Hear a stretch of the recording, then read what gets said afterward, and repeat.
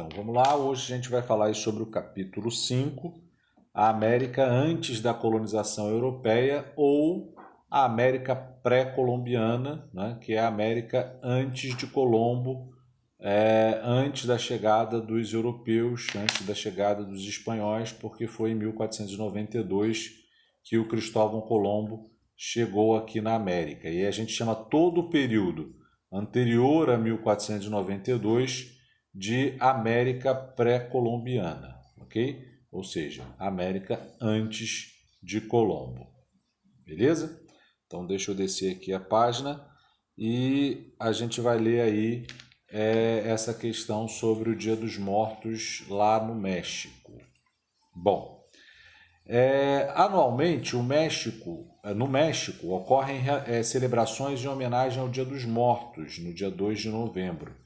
Segundo a crença, cujas origens estão nos rituais religiosos das sociedades astecas e maias, entre os dias 1 e 2 de novembro, os mortos têm permissão divina para visitar seus parentes, cruz credo, que para recebê-los decoram as casas e os cemitérios com flores, preparam suas comidas e bebidas preferidas e realizam grandes festas públicas. Então vejam que essa é uma festa popular mexicana, mas ela tem uma origem muito mais antiga, né? Ela remonta lá às sociedades à sociedade asteca e à sociedade maia, que é uma das sociedades, né, que a gente vai falar hoje. É comum nessas comemorações que as pessoas se fantasiem de esqueleto, de morte, ou até imitem grandes personalidades que já morreram. Como é o caso da fantasia inspirada em Frida Kahlo, famosa pintora mexicana que viveu entre 1907 e 1954. O Dia dos Mortos no México rememora, né, ou seja, relembra grandes tradições dos povos indígenas antes da dominação europeia e foi declarado Patrimônio Imaterial da Humanidade pela Unesco. Neste capítulo você vai aprender sobre os costumes, as crenças e as formas de organização política e social dos povos nativos das Américas antes da chegada dos europeus. Mas é claro que a gente não tem como falar de todos os povos. A gente vai falar basicamente dos 3 grandes povos que existiram aqui. Os Incas, na verdade na América, tá? Não no Brasil, aqui que eu digo no continente americano. Os Incas, os Maias e os Astecas. Os astecas ocuparam a região que corresponde ao México. Os maias ocuparam uma parte que corresponde ao México atual e uma região mais ao sul, ali de onde é a América Central, né? O México está na América do Norte, não é isso? Então os maias ocuparam mais ao sul, tá? Ali na região da América Central. E os incas que ocuparam a região do Peru, da Colômbia, beleza? Então, agora a gente vai falar aí, né, dos povos originários da América, das Américas. Tá? Eu vou optar por ler e ir complementando aí, se houver alguma dúvida, só me falar. Então, como eu já disse, chamamos de pré-colombianas ou pré-hispânicas as sociedades indígenas existentes no continente americano antes da chegada de Cristóvão Colombo em 1492. Tradicionalmente, esses termos se referem às sociedades que passaram pelo processo de colonização e, por conta disso, os locais ocupados por elas tornaram-se territórios submetidos à coroa espanhola. Geograficamente, trata-se, em sua maioria, de povos localizados na América Central e na região oeste da América do Sul, né, onde é ali o Chile, né, o Peru, que foi ocupado pelo povo Inca, ok? Antes da chegada dos hispânicos, ou seja, dos espanhóis à América, então quando eu falo em América Hispânica, eu estou falando da América Espanhola, da América que foi colonizada pelos espanhóis. Antes da chegada dos hispânicos à América, portanto, havia, entre outras, 3 grandes sociedades indígenas. Eu acho que o autor aí deu uma... o texto não ficou meio... né? Eu acho que ele ia falar uma coisa, enfim, porque ele colocou portanto aí, ficou meio confuso, pelo menos para mim, né? Mas, enfim. existiam várias sociedades, eu acho que é isso que ele estava querendo dizer, né? Várias sociedades indígenas, mas existiram 3 grandes sociedades indígenas que são as que a gente mais vai falar, que, como eu já disse, são os incas, os maias e os astecas. Com suas próprias formas de organização política e social e seus singulares sistemas de crenças. As sociedades maia, asteca e inca, como eu acabei de dizer, ok? Então, assim, não quer dizer necessariamente que esses povos eram os mais desenvolvidos, né? Porque quando eu falo de mais desenvolvido, eu estou levando em consideração o quê? Né? Porque, por exemplo, se você está levando em consideração a escrita, os maias desenvolveram escrita, os astecas desenvolveram escrita, mas os incas não. Aí você vai considerar que os incas eram menos evoluídos, mas isso não é correto, porque embora os incas não tenham desenvolvido a escrita, eles desenvolveram outros saberes muito sofisticados, né?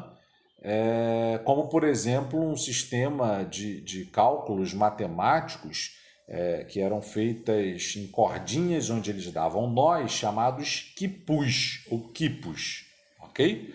Então, considerar um povo mais evoluído que outro é meio complicado, né? Por quê? Porque a gente sempre vai olhar para um aspecto, tipo a escrita, mas tem múltiplos aspectos para eu analisar uma sociedade. Agora, é claro que a gente pode dizer, por exemplo, que tipo, os astecas eram mais desenvolvidos militarmente. Talvez a gente possa, né? Certamente a gente pode dizer isso. Mas assim, mais desenvolvidos de forma geral, acaba sendo uma coisa meio que preconceituosa, uma coisa meio que etnocêntrica. O que é uma coisa etnocêntrica? É você considerar a sua etnia, a sua cultura, a sua visão de mundo como superior à do outro, ok? E isso é uma coisa, assim, terrível, né? É claro que se a gente está ligado a uma cultura, uma identidade, uma religião, a gente quer praticar a nossa cultura, a nossa identidade, a nossa religião, né? Mas olhar para a nossa cultura, nossa identidade, a nossa religião como superior e como se o outro fosse inferior, eu acho que isso é um grande erro, né? Um grande, sei lá, defeito meio que do ser humano, né? Praticamente todas as sociedades humanas, elas têm essa prática de olhar para o outro como inferior. Os astecas faziam isso em relação aos outros povos indígenas. Os maias também, os incas também. Aliás, a gente vai ver, eu vou comentar com vocês rapidamente, que uma das razões que levou o povo asteca a ser derrotado pelos espanhóis foi o fato de que os espanhóis se aliaram a vários povos inimigos dos astecas, né, para derrotar os astecas. E por que os astecas tinham tantos inimigos? Porque eles escravizavam outros povos indígenas, né, principalmente para oferecerem sacrifício aos deuses. A religião tradicional asteca acreditava nessa ideia de que era necessário fazer sacrifício aos deuses para agradá-los. E geralmente eles faziam sacrifícios humanos, né? Uma coisa assim muito estranha à nossa cultura e que foi muito bem retratado por um filme, mas também que não é nada assim tranquilinho de ver, é uma coisa que vai deixar a gente assim meio que, sei lá, tipo filme de terror, né? Que é o Apocalíptico, do Mel Gibson. Mas também eu não me lembro da classificação indicativa, eu não me lembro se tem cena indevida, e aí eu não sei se é próprio para vocês. Procurem ver. Se tiver uma classificação indicativa de acordo com a idade de vocês, assistam o Apocalíptico, tá? Que é um filme aí que retrata a sociedade asteca, mas também a gente tem que ter um cuidado ao assistir esse filme, porque ele mostra a sociedade asteca mais por esse aspecto do sacrifício humano. E aí acaba parecendo que os astecas só faziam isso, né? Acaba sendo um filme que acaba também gerando um olhar etnocêntrico, né? Um olhar preconceituoso em relação aos astecas. Bom, os maias e os astecas ocuparam a região da Mesoamérica. Mesoamérica é um termo que a gente utiliza para se referir à América do Meio, ou seja, à América Central, né? nome dado à área que no território atual vai do norte do México ao centro de Honduras, cobrindo boa parte da América Central. Esses povos constituíram sociedades organizadas, possuíam grandes centros urbanos e viviam principalmente da prática da agricultura, que contava com amplos sistemas de irrigação, né? A gente vai ver aí, inclusive, um caso interessante do povo asteca, porque eles fundaram a sua capital, Tenochtitlan, né, em cima de um lago. Em cima de um lago, é isso mesmo, o Lago Texcoco, né? E isso fez dos astecas, sem dúvida alguma, a sociedade, o povo que mais deixou os espanhóis, os europeus, de boca aberta. Foram os próprios espanhóis, e não os astecas, que deixaram relatos de que Tenochtitlan, a capital asteca, era tão grandiosa, tão limpa e tão organizada que não tinha nenhuma outra cidade, né, comparada a essa lá na Europa. Então os próprios espanhóis, os próprios europeus, eles olharam para aquilo ali e ficaram tão embabacados que eles falaram: realmente, nem na Europa a gente tem algo semelhante a isso. Inclusive, meio que parece que os espanhóis, né, não vou me lembrar agora do autor, que chamou a Tenochtitlan de a Veneza, né, indígena, né, porque Tenochtitlan foi fundada em cima de um lago, como eu acabei de dizer. Okay? Por outro lado, os incas localizavam-se na região dos Andes, no oeste da América do Sul, e desenvolveram um dos maiores impérios de toda a América. Sua região abarcava os territórios atualmente ocupados por Equador, Peru, Bolívia, Argentina e Chile. A agricultura era a base da economia dos incas, como praticamente de todos os povos indígenas, e também dos povos da Mesoamérica, da América Central. Lembrando que os incas ocuparam a região da América do Sul, ok? Os maias e astecas ocuparam a região central e norte. Os incas ocuparam a região do sul da Cordilheira dos Andes, da região onde é hoje Peru, Bolívia e Chile, ok? Aliás, tem até uma cidade muito interessante que fazia parte do Império Inca e que está lá intacta até hoje para que todos possam visitar, que é a cidade de Machu Picchu, ok? Inclusive, um dia desse eu comprei e montei um quebra-cabeça de Machu Picchu, uma pena que algumas pecinhas eu acabei perdendo, 2 ou 3, não me lembro exatamente. Bom, de modo semelhante, na América do Norte também existiram uma série de grupos humanos com suas próprias organizações políticas e sociais e seus particulares sistemas de crenças, tá? Então existiram vários outros povos indígenas além desses que eu já citei, né? Só para vocês terem ideia, aqui no Brasil existiram e existem até hoje cerca de 300 povos indígenas, de 300 etnias, né? Então, se nós considerarmos a América inteira, vai ficar complicado, né? Porque é muita gente. Bom, no extremo norte do continente americano habitaram os Inuites, membros da nação indígena Esquimó. Aliás, os esquimós também são um dos povos mais interessantes e curiosos. Só para vocês terem ideia, um dos crimes mais graves para os esquimós, vocês sabem qual é? Guardar comida, né? Porque os esquimós, eles são um povo nômade, né? Então eles entendem que se você guarda comida, você vai ficar com preguiça de caçar e você vai se sedentarizando, uma coisa que não é boa para eles, uma coisa que não é desejada por eles, né? Então acaba sendo também muito interessante estudar as sociedades indígenas e ver, não é, que para eles uma coisa que sei lá, para a gente é tosca, não, uma coisa simples que todo mundo faz, para eles aquilo pode ser um crime grave. E não é só a sociedade indígena, não, todas as outras sociedades, né? Por exemplo, os indianos, né? Vocês sabem que os hindus tradicionais consideram a vaca um animal sagrado, e para a gente isso não faz o menor sentido, né? E tantos outros exemplos que poderíamos dar, né? Bom,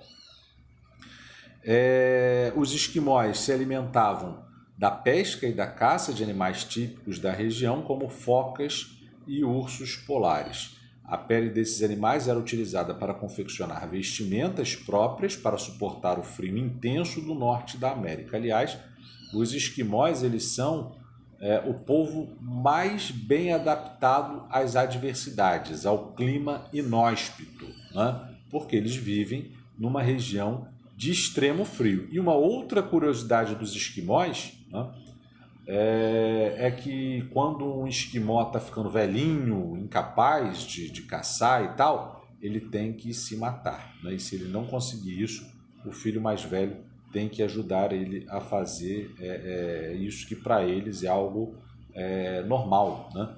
Já que, como eu disse, eles são nômades, são caçadores e a pessoa velhinha ou incapaz ela não consegue caçar e, consequentemente, acaba sendo um problema para aquela sociedade. Bom, além disso, seus ossos eram usados na produção de ferramentas úteis no dia a dia e na caça.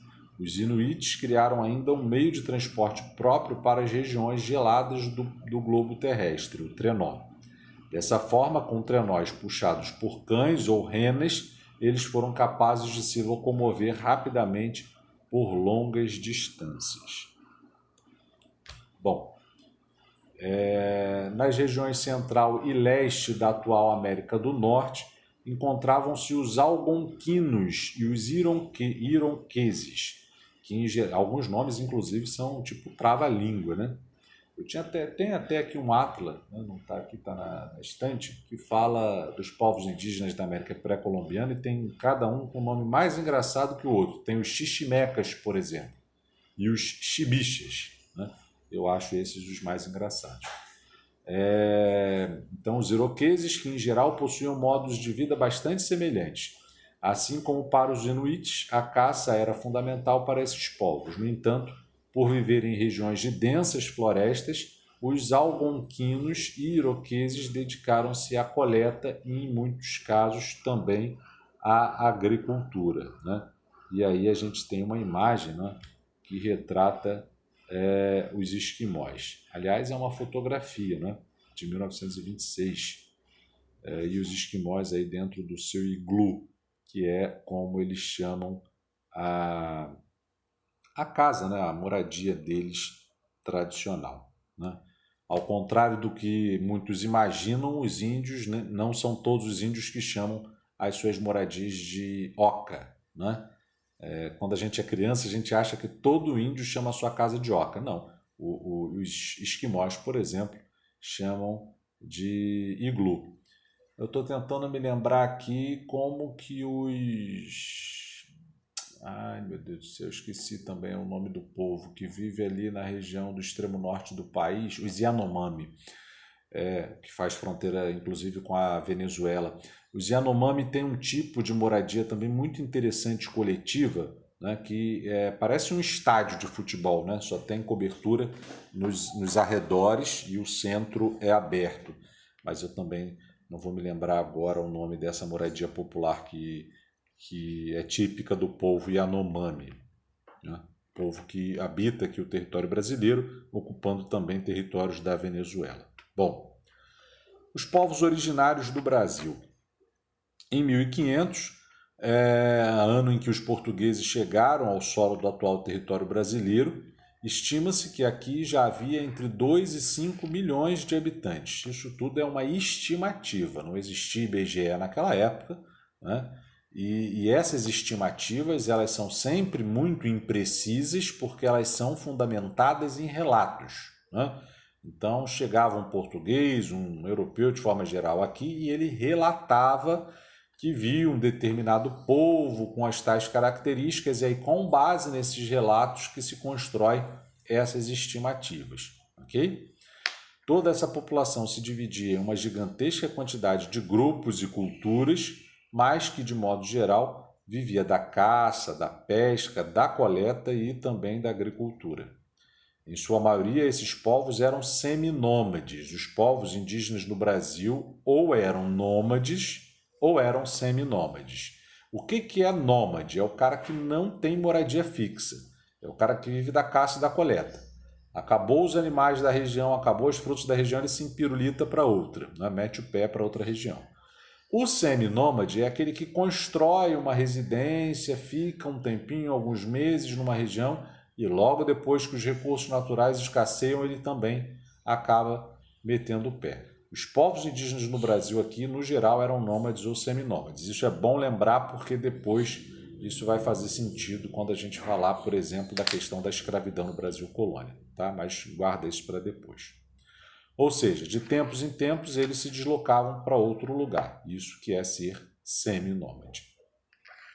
Alguns dos motivos para isso era o esgotamento da condição de cultivo de novos alimentos na terra, além da escassez de animais silvestres ou ainda a rivalidade entre as comunidades que gerava a guerra, e aí é claro que um povo ia deslocando o outro, né? Por conta da guerra, por conta da disputa por territórios, por terras mais férteis. Diversos eram os dialetos falados pelos grupos que habitavam o Brasil. Entretanto, para facilitar os estudos e a caracterização desses povos, os pesquisadores identificaram troncos linguísticos em comum, aspecto que juntou várias comunidades em torno dessas famílias linguísticas. Os troncos linguísticos que abarcaram a maior quantidade de povos ao longo da região brasileira são o Tupi-Guarani, o Tapuia e o Macru-G, né? Então, assim, como eu disse, existem entre 200 e 300 povos indígenas que habitam ainda o território brasileiro, né? Cada povo com a sua língua, com a sua religião, com a sua cultura. Existem semelhanças por vezes, né? Mas existem muitas diferenças. E aí, para que os estudiosos tentem compreender melhor esses povos, eles classificam esses povos indígenas aqui do Brasil de acordo com o tronco linguístico, né?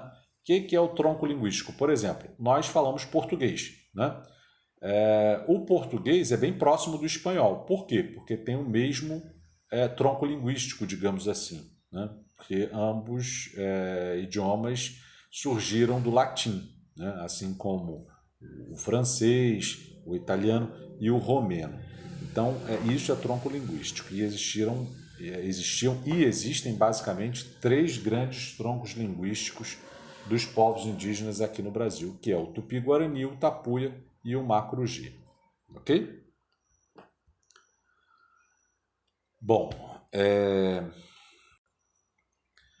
Bom, seguindo, a gente está vendo aí na imagem à direita, inclusive, uma tribo indígena Guarani, né? Eles estão com roupas, né, como as nossas. E isso é muito interessante porque alguns alunos, algumas pessoas acabam pensando que ser índio é sempre estar ligado à sua cultura tradicional. E nem sempre é assim. Estar 100% ligado à sua tradição cultural, né? Existem povos indígenas em basicamente 3 categorias. Não aí mais a questão do tronco linguístico, outras categorias, tá? Que são os povos indígenas em isolamento, né, ou isolados, né? Que são aqueles povos que ou nem tiveram contato com um homem branco, ou que tiveram pouquíssimo contato, e que vivem basicamente como viviam há 500 anos atrás. Existem aqueles povos indígenas em processo de integração, que preservam a sua cultura original e que trocam com a nossa cultura, né, e que, portanto, usam as mesmas roupas que a gente, tem carro, vê TV, jornal, etc. E tem os já integrados, né, que são aquelas pessoas que fazem parte de um povo indígena, né, por uma questão genética, por uma questão de herança genética, né, mas que já estão inseridos na nossa sociedade, que foram alfabetizados desde cedo na língua portuguesa, enfim, que sempre se comportou e fez parte da sociedade tal como nós fazemos, né? E esse povo aí, os Guaranis, eles são um povo que já está em processo de integração com a nossa sociedade há muito tempo, né? Então, eles têm elementos da nossa cultura. Isso não quer dizer, de forma alguma, note bastante isso, preste bastante atenção nisso, Isso não quer dizer de forma alguma que eles são menos índios que os que estão em total estado de isolamento, ok? Porque ser índio é uma questão não só genética, né, mas é também uma questão cultural. E não é porque ele sofreu influência da nossa cultura, da nossa sociedade, ele é menos índio. Beleza?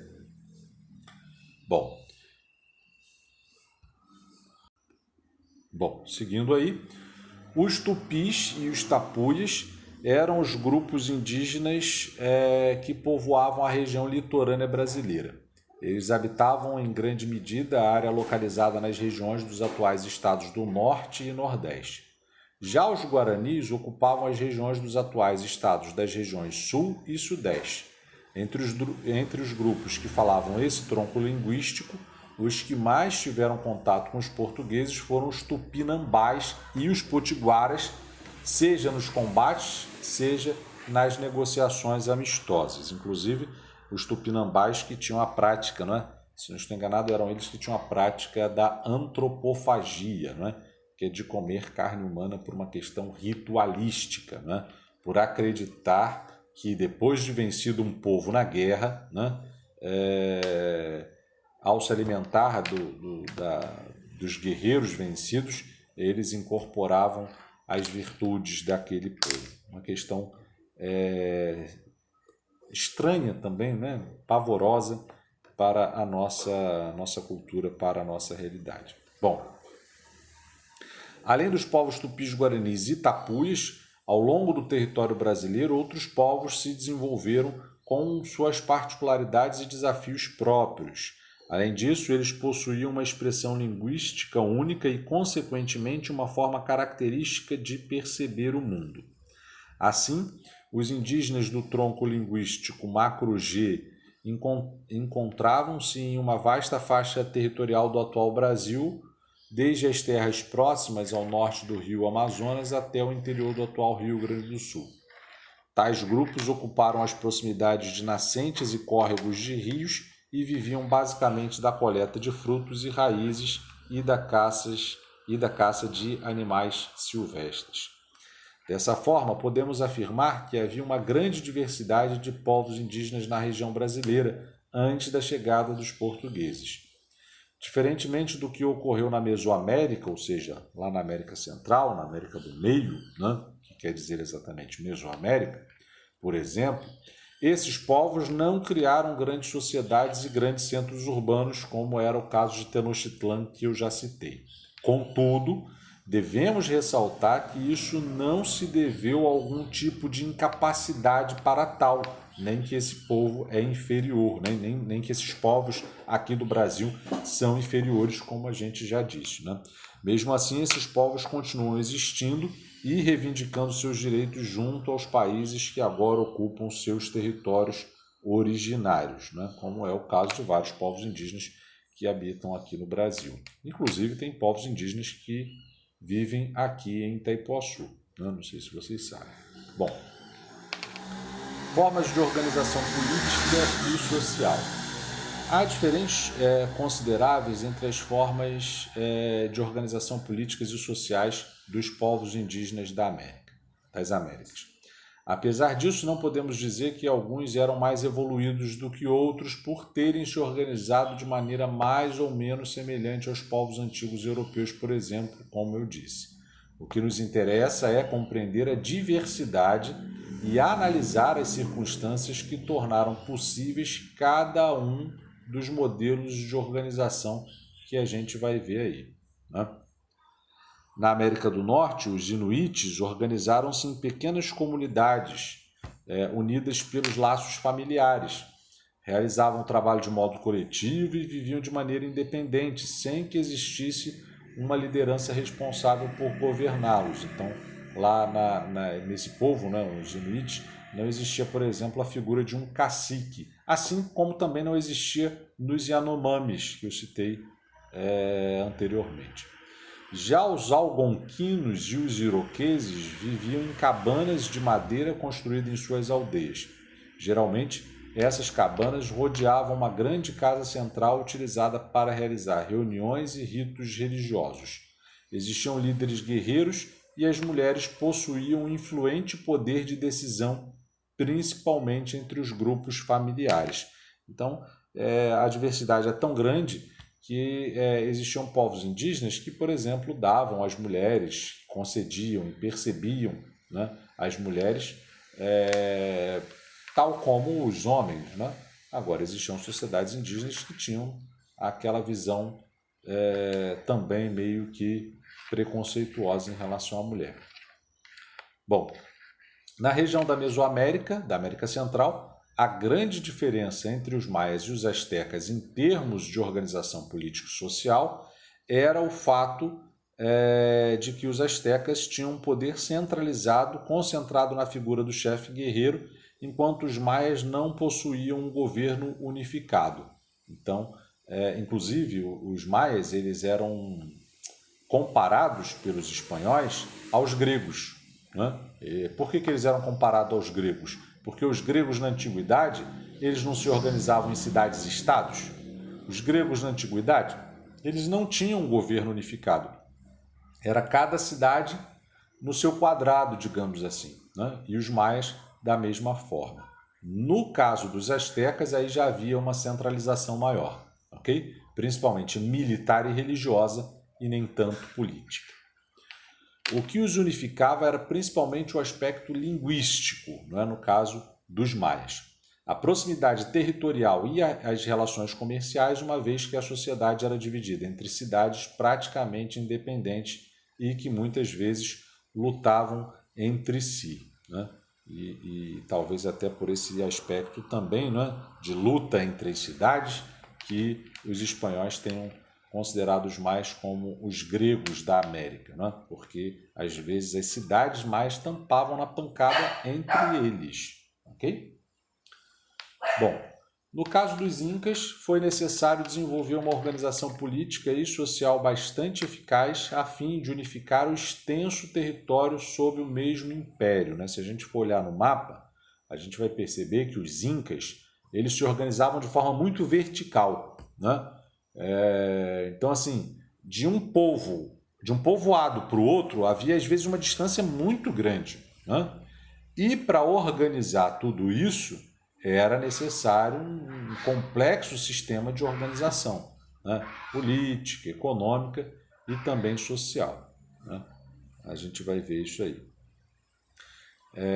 Embora as terras fossem trabalhadas pelas diversas comunidades, elas deveriam servir e atender às prioridades do império, cujo líder era chamado Sapa Inca, que significava filho do sol, ou seja, o poder político estava atrelado ao sistema de crenças desse povo, ok? Então os incas eram chamados de incas por conta do imperador que era chamado de Sapa Inca, ok? E ele era chamado de Sapa Inca por uma questão religiosa, né? Porque eles acreditavam que a maior divindade era o Sol e que o imperador era o filho do Sol, ok? Os grupos indígenas que habitavam o território brasileiro dividiam e distribuíam o trabalho de acordo com critérios de gênero e idade, variando de etnia para etnia, ou seja, de povo para povo, de aldeia para aldeia.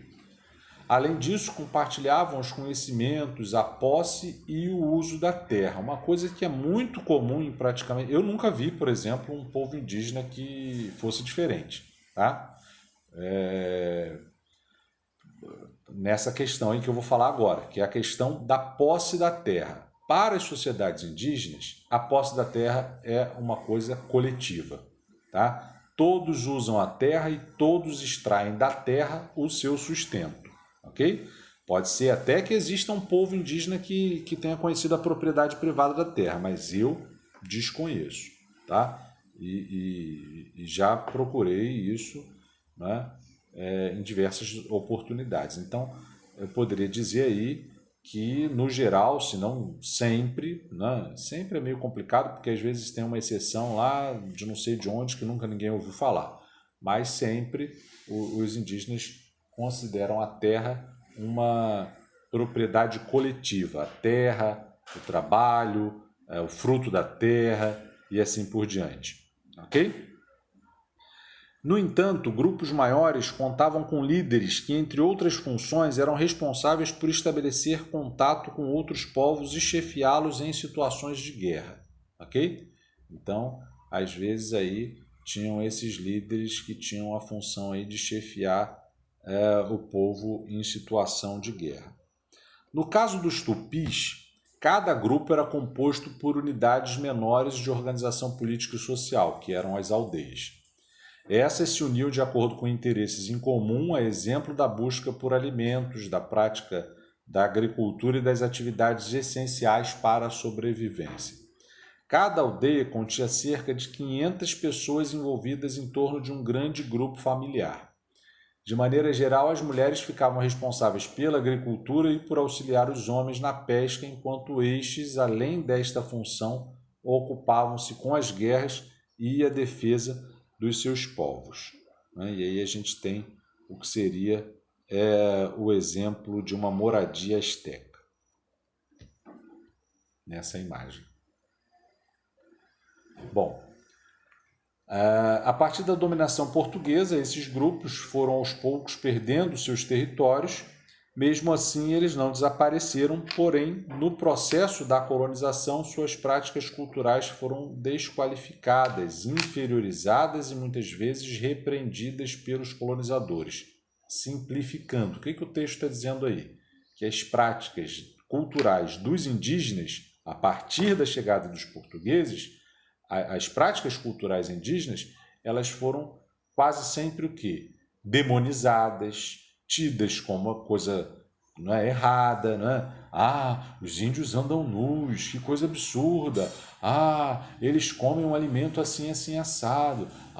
Então, assim, a visão do europeu, a visão do português, a visão do espanhol, era sempre de que os indígenas viviam de forma completamente bizarra, completamente diferente. Era sempre assim algo, sei lá, muito chocante. E eu imagino que também para os indígenas fosse muito chocante eles verem como os espanhóis, como os portugueses se portavam, né? Então a gente pode inclusive aí falar de uma espécie de choque cultural. Da mesma forma que os espanhóis, que os portugueses se surpreenderam, se espantaram com a cultura dos indígenas, os indígenas também se espantaram, também assistiram assim meio perplexos às vezes às práticas dos espanhóis. No caso dos astecas, por exemplo, alguns astecas achavam que os espanhóis eram deuses, né? Por quê? Porque eles nunca haviam visto alguém branco, nunca haviam visto um cavalo, enfim, ok? Bom, então, porém, no processo de colonização, suas práticas culturais, isso aí eu já falei, né? Foram desqualificadas, inferiorizadas e muitas vezes repreendidas. Após séculos, suas culturas persistem e seus representantes reclamam seu espaço junto à sociedade ocidental moderna. E além das práticas culturais desses povos serem vistas aí como erradas, né? Como assim, algo chocante, o que os portugueses faziam também, os espanhóis, os europeus de forma geral, era o quê? Era impor a cultura do europeu, a cultura do português. Então, o indígena estava lá felizão, acreditando no seu Deus, Tupã, né? Mas o português não aceitava isso.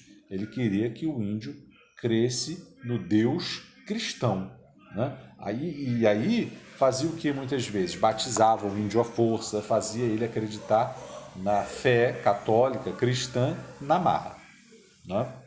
E existem, infelizmente, até hoje, práticas semelhantes, né, em muitas aldeias, perpetradas aí por alguns missionários que acabam chegando lá e querendo impor a sua visão de mundo para aqueles povos, né, nativos. E muitas vezes com isso eles levam doença, levam a alteração, né, da estrutura social, enfim, e uma série de outros problemas. Por fim, vamos falar aí sobre o sistema de crença de alguns povos indígenas, né, E aí a gente acaba esse capítulo que fala sobre a América antes da chegada dos europeus. Bom, o sistema de crenças dos povos originários das Américas, de modo geral, estava vinculado a fenômenos naturais. Tá? Então era muito comum que os povos indígenas entendessem a divindade, entendessem os deuses, né? Sempre associando à natureza. Né? Entre os algonquinos, alimentos, vestimentas e adornos eram ofertados aos espíritos da natureza. Né? Eles acreditavam nos espíritos da natureza, como praticamente todos os povos indígenas acreditam. No caso dos iroqueses, os líderes religiosos costumavam utilizar máscaras ao performarem seus rituais de cura, né? Ao fazerem lá os seus rituais de cura. Para as sociedades Inca, Maia e Azteca, o conhecimento da natureza fundamentava a prática religiosa. Os estudos astronômicos, por exemplo, faziam parte da religiosidade e a observação dos céus ocorria no alto de grandes construções em que aconteciam os principais ritos. Por meio dessas observações, desenvolveu-se um calendário no qual o ano estava dividido em 18 meses de 20 dias cada um, totalizando 360 dias, né? Bem próximo do nosso calendário. Já no caso dos indígenas brasileiros, seus sistemas de crença relacionava-se com o culto aos espíritos habitantes das matas e dos rios. Havia também a prática de cerimônias funerárias para evitar que os espíritos dos mortos prejudicassem os vivos. Os grupos tupinambás, por exemplo, né, praticavam o ritual da antropofagia, como eu já havia falado lá no início. Né? De acordo com suas crenças, ao comer a carne de um guerreiro corajoso, adquiriam as suas habilidades. Além disso, o ritual antropofágico servia para vingar os antepassados mortos em guerras e que, por sua vez, serviram de alimento para os grupos rivais. Né? E aí, ao lado, vocês estão vendo uma representação do calendário asteca. Bom, por fim, né, a gente vai ver esse Acredite Se Quiser e a gente chegou aí ao final do capítulo 5. Diferentemente do calendário gregoriano, utilizado no Brasil e na maioria dos países do mundo desde o século XVI, o calendário maia não estabelece apenas a ordem dos dias. Determinado pelos astros e baseado em ciclos, o calendário maia apresenta, além de datas, os ciclos agrícolas, as batalhas míticas e os desastres naturais. Quando estudos arqueológicos traduziram as datas do calendário maia para o calendário gregoriano, perceberam que o único dia do calendário desenvolvido pelos maias equivalia no nosso calendário, que o último dia, não o único, né? Perdão, o último dia do calendário desenvolvido pelos maias equivalia no nosso calendário ao 21 de dezembro de 2012. Daí surgiram diversas profecias de que nessa data o mundo acabaria e todo mundo já deve ter ouvido falar, inclusive no filme 2012. Né? Eu já ouvi falar que o mundo ia acabar no ano 2000, depois em 2012, a gente achou que ia acabar em 2020 e vai sempre ter essa ideia. Né? Apesar de, claro, o mundo não ter acabado, o ano de 2012 foi marcado por falsas profecias e interpretações errôneas acerca da cultura maia. Muitos acreditam, por exemplo, que as traduções, as interpretações das profecias não foi feita de forma adequada. Uma outra interpretação é que o calendário maia ele era cíclico, né? Ele era organizado em ciclos de 52 anos e a cada período de 52 anos você tinha um ciclo. Então, os maias eles acreditavam que de 52 em 52 anos começava um ciclo e terminava o outro. Né? Então, alguns historiadores imaginam que isso fosse uma forma deles, digamos, prever certos eventos traumáticos, tipo um terremoto, um furacão, um fenômeno natural lá que destruísse muita coisa, né? Então, para muitos historiadores, esse calendário cíclico era uma espécie de necessidade de explicar esses fenômenos que destruíam, né, muita coisa.